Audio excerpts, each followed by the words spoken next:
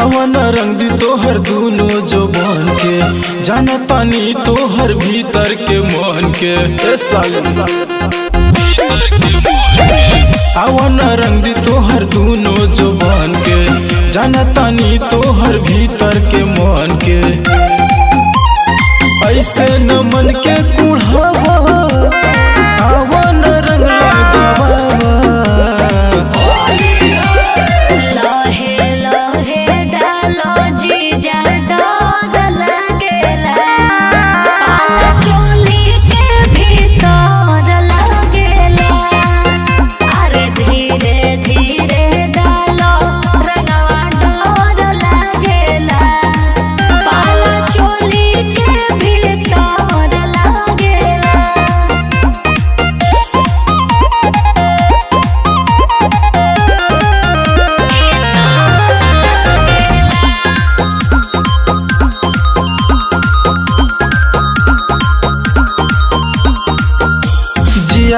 जुड़ा 10 साली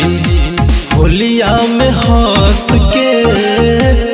तरंगवा डाल बजबरी बहिया में कस के बुझाइल जिया जुड़ा 10 साली होलिया में हंस के तरंगवा डाल बजबरी बहिया में कस के फागुन के फायदा उठाला चकारी गरम बटकवाला लोहे लोहे डालो जीजा डर लगेला पाला चोली के भीतर लगेला अरे धीरे धीरे डालो रंगवा डर लगेला पाला चोली के भीतर लगेला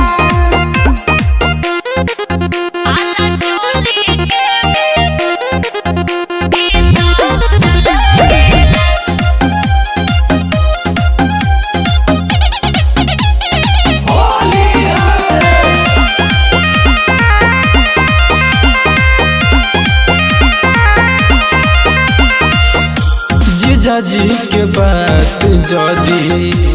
आजुए उठइबू फिर नहीं मिली मौका बहुत पछतइबू बुझाइल जीजाजी के बात जदी आजुए उठइबू